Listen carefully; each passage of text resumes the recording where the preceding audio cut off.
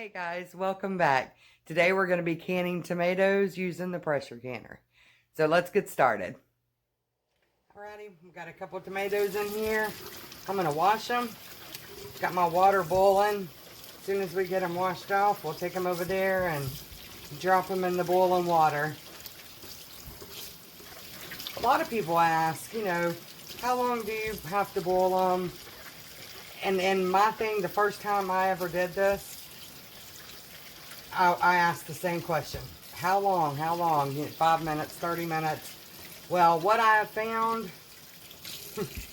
the easiest way I can tell you is when they start cracking, when the peel starts loosening up, that's when they're done. It may take 5 minutes. It may take 2 minutes. It may take 10. Just whenever it starts peeling, you can see a little crinkle in there. Then they're ready to come out, and I'll show you whenever we get ready to pull them back out. Just want to rinse these real good. Alright, here we go. Got the water boiling.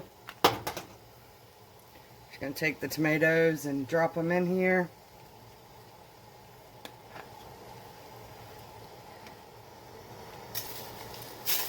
Oh, my water's boiling over. I'll put too many in there. It's alright. We're going to add another one.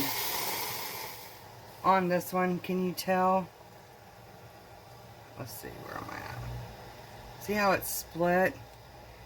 The peel is split on them. See how it's crinkled up and split? That's when you know they're ready to come out. And that's the only reason we're putting them in the hot water right now. Is just to get the peel off. And when you do that, it makes the peel come off easier. And you're not wasting your tomatoes. The rest of these are not ready yet. This one's cracking.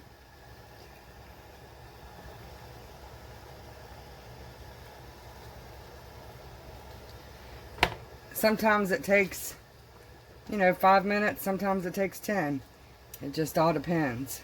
We're going to wait on the rest of these to get done, and then we'll take them out.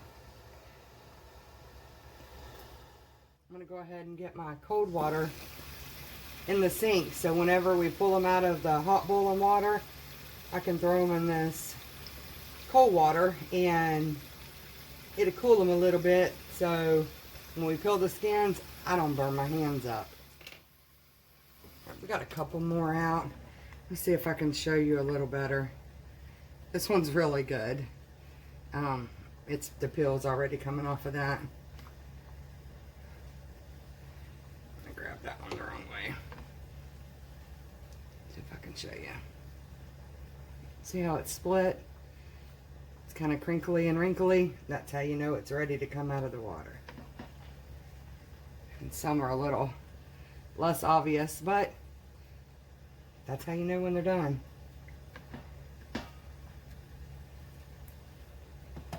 We'll put them in the cold water and let them cool off a little bit, and then we'll peel them. Alright, while we're waiting on the other ones to get ready, we're going to go ahead and start peeling these. And this is what should happen. Peel just comes off so easy. And I am not a pro at this, but it seems that the riper your tomatoes are, the longer it takes to boil before your peel comes off. Don't know if that's a proven fact, but that's just the way it seems to me. And they're still a little hot.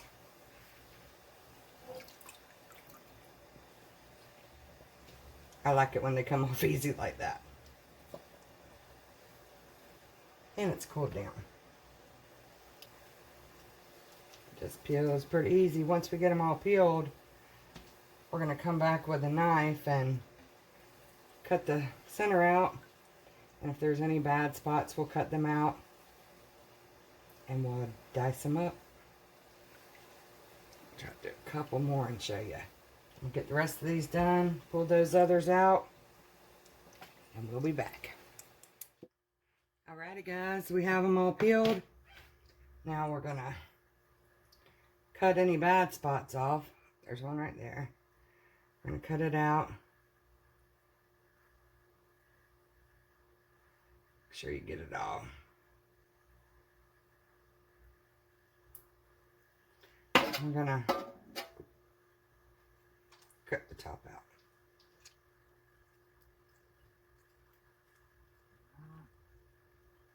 Cut the top out. Cut any bad spots. I'm just going to kind of quarter them maybe.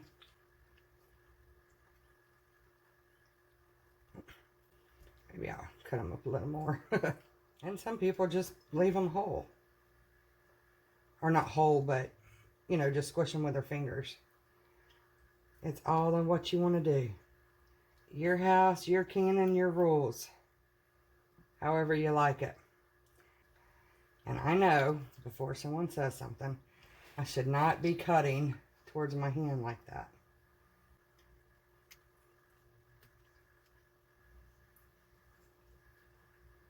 Cut it in half. Cut it in half. And again. It still leaves pretty good chunks. That's what I'm going to do. Yeah. And you're going to squish juices everywhere.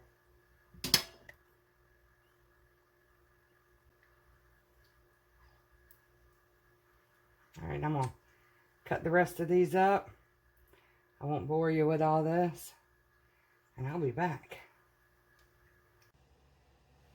Alright, we got everything cut up. Now we're going to start filling the jars.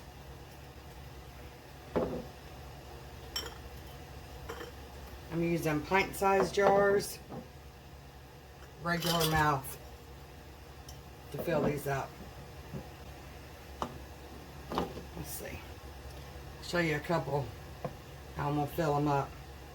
I'm just going to take my ladle and put them in here.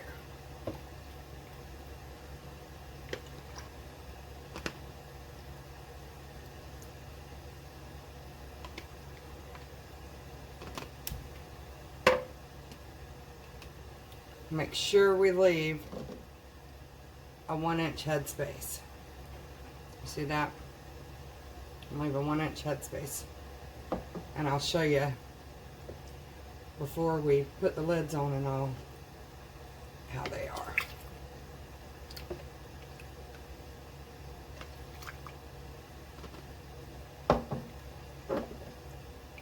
Oh, I forgot one. Ah! I'm getting a little ahead of myself. I just peeled everything in this one bowl. And I'm scooping it in here. When I get them filled up, whatever juice is left, I'll split it between the jars if I need to. I'm going to finish filling these up, and then we'll be back. Alright guys, I've got them all canned up except these two. Well, I've got them all canned up and debubbled. Now I'm going to debubble these last two.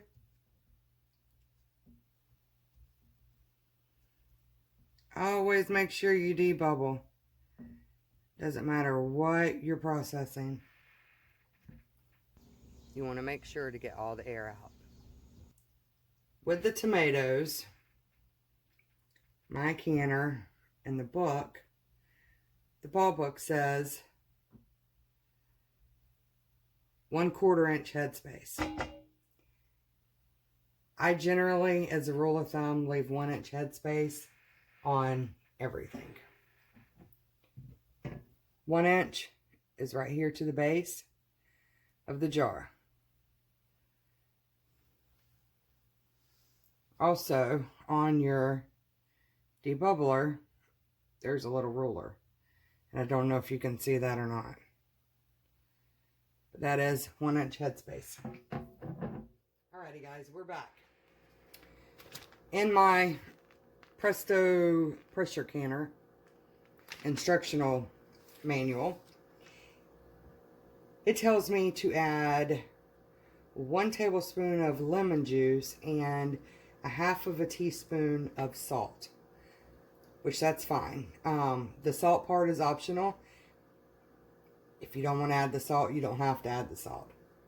But it says to ensure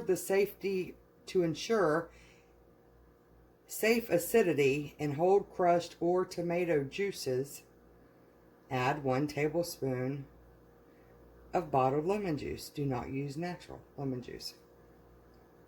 So that's what we're going to do. A tablespoon.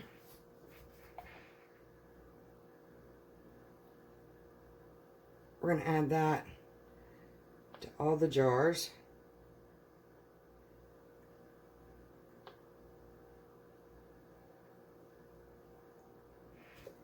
And I'm going to add a half a teaspoon of canning salt.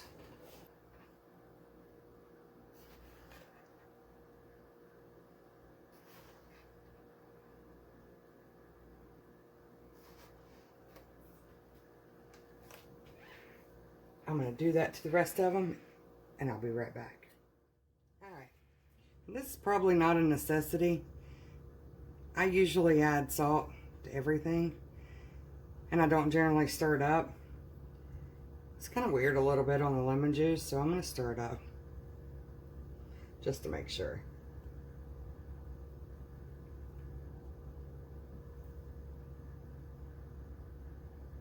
Alright, now we're going to take our vinegar and our rag. I'm going to wipe the rims. Make sure we don't have anything on it. Always want to wipe your rims. If you have anything, salt or anything on your rims, the jars may not seal. And then all the hard work you've done will be for nothing. Alright, now that we have all of our jars, our rims cleaned, we're going to add our lids.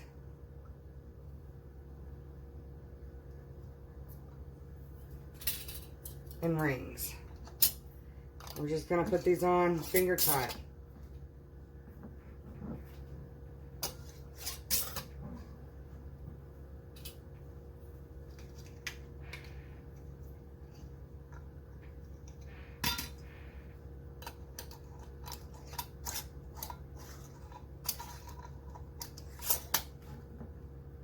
They used to say whenever you were canning to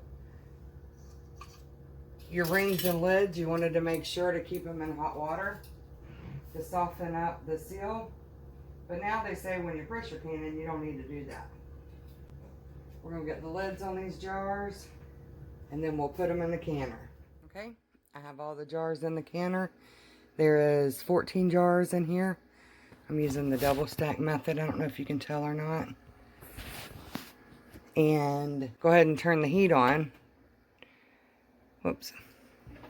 Because these were cold, the water in the pressure canner is cold. That way it won't shock anything. Everything rises to the temperature at one time.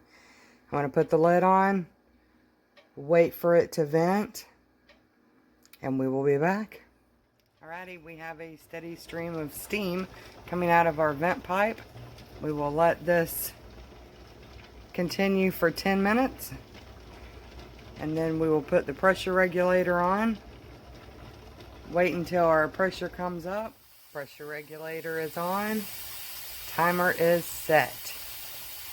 We will have some canned tomatoes in 25 minutes. We'll fix and take the lid off. Make sure before you take your lid off, your pressure relief valve is down. That just ensures that all the pressure is released out of there.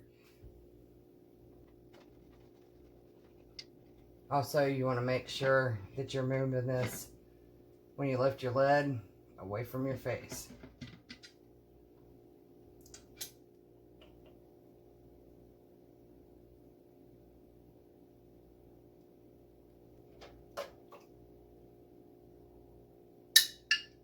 Oh, the They're popping already.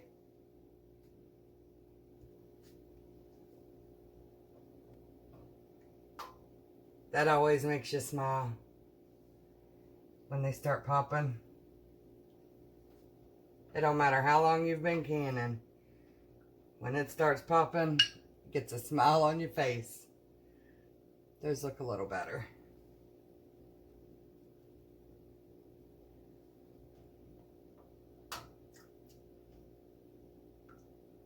I hope you guys can hear the pop.